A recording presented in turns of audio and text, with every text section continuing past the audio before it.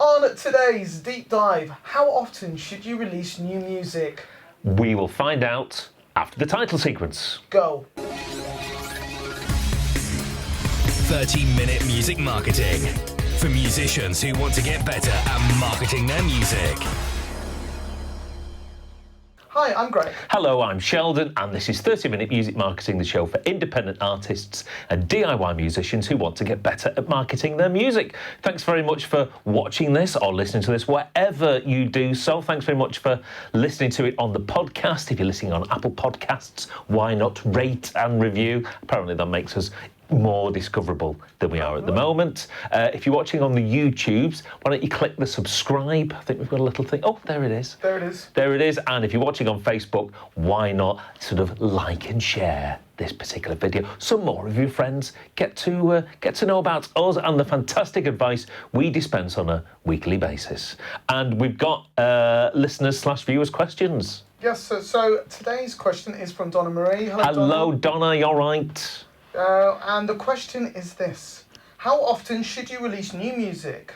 And that was sort of piggybacked on the Twitters by a band, I think they're from the world, called The Space. Hello, chaps. And they said, is there a best or worst time of the year to release your singles or albums? So two sort of questions rolled into one. So if we're talking about singles and how often in terms of the frequency of releases, now what I normally say is if you can release maybe 3 or 4 singles within a 12-month period, that's great. However, Greg, hold it right there, stop there.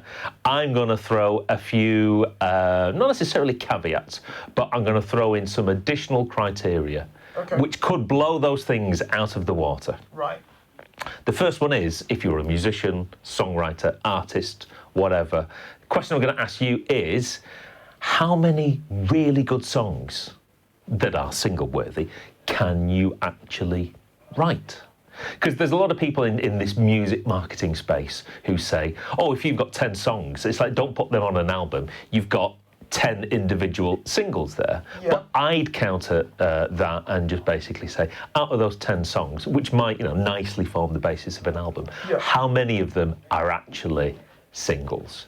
Because I'll say this to the people in the audience, that track 5 on your album, it's not really a single, is it? That's why it's track 5. If, tracks 1, 2, maybe 3, they're your singles. As you start getting around to 8, tracks 5, track 8, 9, they're maybe not what I would deem as really good single quality materials. Who determines this? Who determines this on yours? So say, for example, you put together an album. But what rating criteria do you Well, use? it's, I don't know, me personally, in terms of my musical endeavours with my colleagues, I normally get a sense of, oh yeah, this is good. And it may well be that I just have a good knowledge of what I think will really work with my audience. But I would hope that the majority of people out there, when they're writing songs, they'll generally tend to know that what they're writing is an absolute stonker / surefire hit, and they'll maybe know that when they're writing something, it's like, I like this, I think my audience will like it, but it's not maybe, I was going to use the term radio-friendly then, that's going to be a piece of terminology that might get a little bit more archaic as time goes on. But I can generally sense when something is going to be maybe certainly a crossover hit that might even stretch out beyond my sort of audience. Right. So, but I would say to you in the audience, don't necessarily think that you have to release that designated number of songs. If you've written 10 songs that you think might form the basis of an album, but this one song stands head and shoulders above everything else, and in terms of maybe your marketing spend, I wouldn't necessarily dilute the money that I have available. I would maybe even only just release one single and focus all of my attention and all of my marketing spend and priorities on that one song. So that's something at least maybe to Is it think worth about. asking for feedback from friends and family? Would you ask for an external input? Well, it's that's a tricky one. I would say that it may well be that maybe your other friends who are musicians and artists would be a good barometer of what is a single and what isn't. Yeah. Maybe the producer or studio owner where you've necessarily recorded it. I would probably say those are better judges than perhaps close friends and family, who might do that thing whereby they might exaggerate just how good it is because they don't necessarily want to hurt your feelings. Yes, your mum's always going to be your biggest fan, isn't she? Quite possibly, and there is one particular instance, I won't say who it was, where I was talking to somebody saying that in terms of the vocal melody, I didn't think it was quite big enough to be the chorus. Yeah. And the reply was, "Well, my dad likes it." Yeah, well, you might like it, but then again, he probably has to say that, and maybe he wasn't the best judge. Can I later on guess which band that was? Well, as soon as we finish recording, I will tell you. I think I already know. Okay. So that's one particular criteria I would bear in mind that might reduce that particular number. But there are other criteria that you might want to think about as well. That would be how much time and how much perhaps more importantly, how much money have you actually got to spend on marketing those singles? I mean, that's the thing, isn't it? I mean, if you decide to try and market all 10 songs, it's going to cost a fortune. It is going to cost a fortune. So there's me saying, right, 4 singles. If you've only got the money to give a good crack at the whip for 2 of those singles, then it makes sense to concentrate on 2 releases rather than having 4, and again, not having as much spend and therefore potentially not having as much reach. I think that makes a lot of sense, really, doesn't it? I think so. Otherwise, you are just diluting yourself. And again, in terms of executing your marketing plan, in terms of contacting people, and then sending maybe singles out from review at blogs or whatever, emails and what have you, that does all take time, and you've got 1,000,001 other things to do, as we discuss in this particular show, each and every week. So if you feel as though you haven't necessarily got the time to do 3 or 4, concentrate on 2 and do them well, I would say. So say for example, you went, okay, well, I've only got the funds for 2 records, so I'm going to pick what I believe to be the 2 best singles after gaining an opinion from a studio or another music trusted colleague. Trusted colleague. Would you then do one every 6 months? Or would you do one and then kind of capitalise on the momentum and then do another one fairly soon afterwards? No, now that's a... Is that a question? That's a very good question with plenty of variables. Maybe we'll come back to that when we discuss the time of year at the end of the show. That's just basically me kicking a ball into the long grass. Okay. So, well, there are things to be said for both of those suggestions. Okay.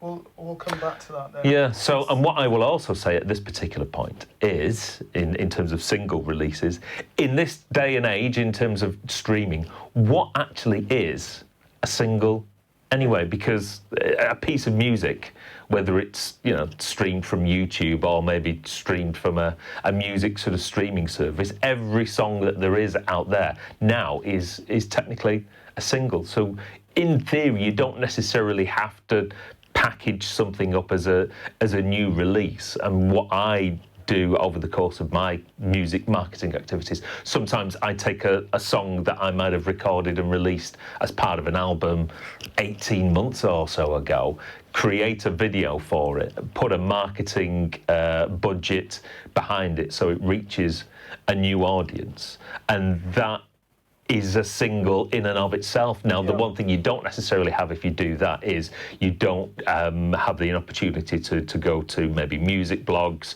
or to press or maybe even for something like a playlist curator. But if you find that you're, in terms of execution, you get a lot of interest purely from the music listening public rather than the air quotes music media, you could possibly do that. So don't even necessarily think that you have to go through all the rigmarole of trying to release a single. If you've got music that might not necessarily be new out, but it will always be new to someone who hasn't actually heard it yet. So don't necessarily. I mean, for example, we're recording this on a Thursday. We're released on a Friday, and through my band's social media and through our YouTube page, I'll be uploading a live performance song, and I will put some marketing spend behind that, targeting people who haven't liked our Facebook page. So hopefully we're going out to new people who've never heard of us before. And in some ways, that's a single in and of itself. Because I mean, ultimately, that's what's attracting the audience attention. It's to somebody. It will, you know, if they've never heard it before, it will always be new music. And really, singles are, as we've discussed before, those outreach opportunities where you try and obviously you will entertain and engage your existing fans in the process, but singles really are the outreach opportunities, and you can do that with any material from your back catalogue at any stage. The number one song for my band on Spotify is a song from our first album, which is from 12, nearly 13 years ago. But that's still, you know, that's the song that most people want to hear, and not necessarily our new stuff. Which is why when you go to festivals and see an artist, you want to hear the hits rather than the latest album. Shut up and play the hits. So, but the idea of albums, unfortunately, the paradigm is shifting because it is shifting. But don't forget that when people in the music press talk about albums and music consumptions and what have you, that is the general public en masse. A lot of DIY artists and independent artists were almost providing music for a more niche market. So, and the thing is, the thing that people say to me is, you know, when's your new album out? They don't go, oh, when's the next music release that is going to be included on a playlist? I think for DIY artists, that niche concept of an album is something that is still perhaps more looked at favourably than for large megastars in the music mainstream. Yes. So, to summarise, you've kind of put here: is there a best time or times to be avoided? Well, a lot of advice that people used to dispense in this area referred to when music was in a physical format and was sold through stores, etc. But if you think about, we always think about December. So unless you've got a Christmas single out, or a Christmas album out, probably best to avoid that because people's attention is elsewhere and also their money is elsewhere. If you think about January, however, not many people generally tend to release singles in January because everybody's basically recovering. So I think January is a very good opportunistic window for getting your stuff out there. And don't go anywhere. Ignore the thing that might be in the background. Just ignore it. They won't be able to hear that. Okay. Sorry, listeners. Did you know, Greg, that if you're thinking about doing stuff like Facebook advertising, your ads will be cheaper in January? Really? Because your adverts are based on people competing for advertising space. If there's less people competing for space, then those adverts, because it's basically a bidding war. Right. So if there's less people bidding, then you'll get that ad space for less money. I didn't realise that there was that the prices would change. If you've got a YouTube channel and you monetize it with ads, you will generally tend to find that there's lots of ads running in December for people who want to sell you stuff. Sure. And you get money in December. And sometimes when you go on and watch YouTube ads in January, there's no ads simply because there's nobody spending any money to run ads. So January might be a good time for singles. You put here about the holiday season. Yeah, I mean, I work for a company that puts on gigs, and we generally tend to have no gigs on July and August, because people are away, they're on holiday, they're generally doing things. I'm not too sure how much of that actually transcends over to maybe, music listening and music purchasing. Are ads cheaper in the holiday season because people are away? Or? I'm not entirely sure. I mean, all I'm thinking is that if there are always going to be a certain number of people away on holiday doing things, and I don't know whether that's a bit of a those summer months. I mean, it could well be that holidays are different in different parts of the world, and who knows where our videos and our podcasts go to. So it may well be that holiday periods might not necessarily be the best time to reach people. Again, you generally, in all forms of music marketing, have to get people's attention, and if people are doing other things which detracts their attention to other places, then I think that there's a possibility that your music marketing messages might go unheeded, as it were. So if you're saying about releasing stuff in January, because obviously there's not much going on, not much competition, everything's been mental beforehand because of Christmas, could you say that after basically every major? So would it be a little bit like that after Easter? I think so. My band's tour generally, it generally starts in October, simply because we almost like give people a month to recover from the summer. Sure. And then we start again in October. Would you ever release a love song around Valentine's Day? That would be we've never done that, although we are doing a Christmas release of sorts this year at Christmas. We're piggybacking onto someone else's Christmas single. Cross promotional marketing, you see, 2 musical entities, twice the marketing power, and having access to my fantastic music marketing skills. So hopefully that's that particular topic batted around with sufficient depth and complexity. So, basically, if you have any more questions, please write them down on our socials. Yeah, post them to comments in this particular video, probably on any other video on the YouTube channel. You can pick them up. Yeah, pretty much. You don't have to put it on just the most current one, just any of the videos, and we'll try and answer your questions either in text or in video in person. Indeedly doodly. Right, that's absolutely fantastic. Thank you very much indeed for watching / listening to this particular episode. Your views and ears is always greatly appreciated. Thanks very much for listening / watching, and we will see you next time. See you later. Take care. Bye.